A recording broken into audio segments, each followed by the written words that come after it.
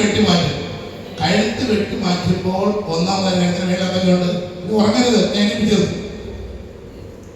സ്വതന്ത്രം. കഴുത്ത് വെട്ടിമാറ്റിയാൽ പിന്നെ നാവ് ചലിക്കുമോ?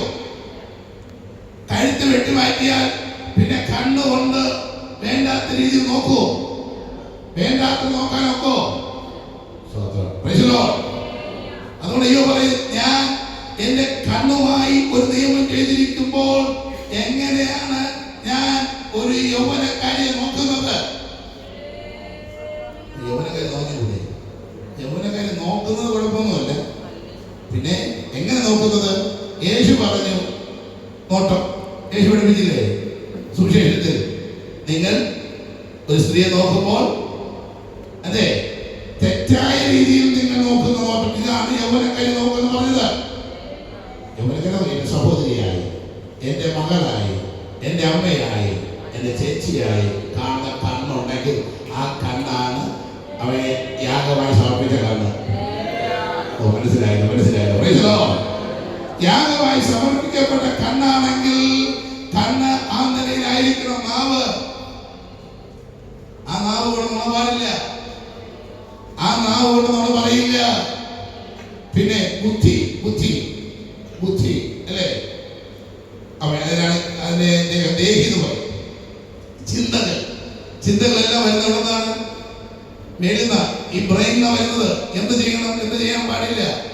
അന്യന്യാസം സഭയുടെ മരിക്കാൻ കാര്യം അവര് ദശാംശം കൊടുക്കാത്തതുകൊണ്ടാണോ? ഹലോ, ദശാംശം കൊടുക്കാത്തതാണോ മരിച്ചത്? ദശാംശം കൊടുക്കാത്തതാണോ മരിച്ചത്? തന്നെ ഭാവം മരിക്കാൻ കഴിയുന്നത് അന്യന്യാസ സഭയുടെ മരിച്ചല്ലോ. ദശാംശം കൊടുക്കാത്തതാണോ മരിച്ചത്? കൊടുക്കാത്തതാണോ? കൊടുക്കാത്തോണ്ടല്ല. ദൈവാസൻ ചോദിച്ചപ്പോൾ എന്ത് പറഞ്ഞു?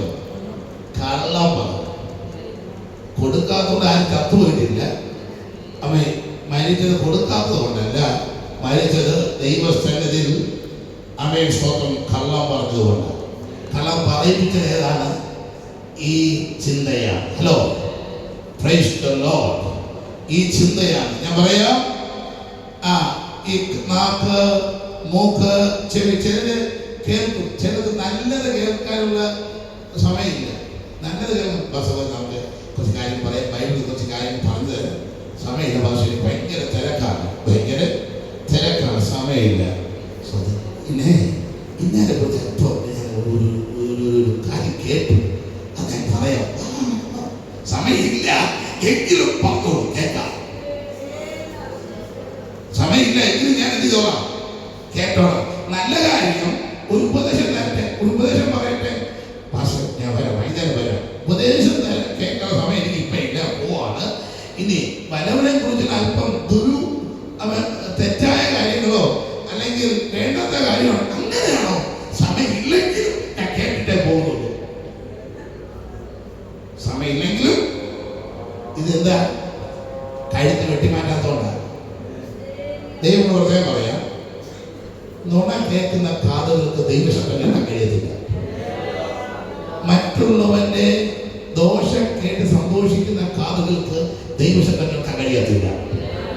നിങ്ങൾക്ക് ദൈവശബ്ദം കേൾക്കുമോ മറ്റുള്ള കുറ്റം നിങ്ങൾക്ക് കേൾക്കണമോ?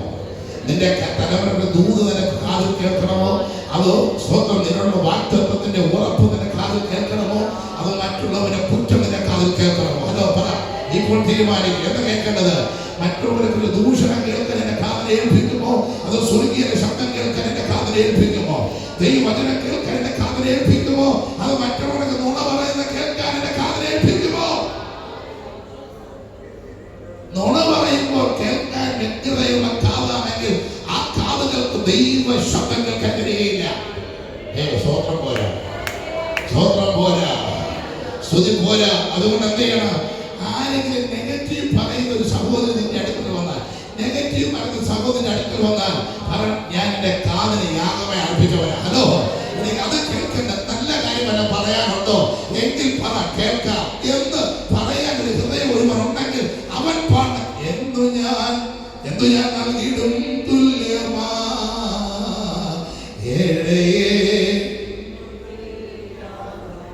പാടില്ലല്ലോ, കേൾക്കുന്നത് വേറെ അല്ലേ? എങ്ങനെ പാടും? വേറെ ശബ്ദം ഉണ്ടായിരുന്നു. പതിവില്ല. എന്ത് ഞാൻ നൽകിയിടും തുല്യമാ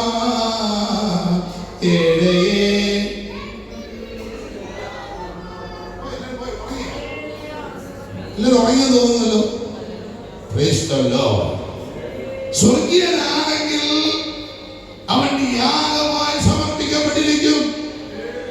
അവൻ പരിച്ഛേദനേറ്റവനായിരിക്കും. സ്വർഗീയനാണെങ്കിൽ അവന്റെ ശരീരം യാഗമായി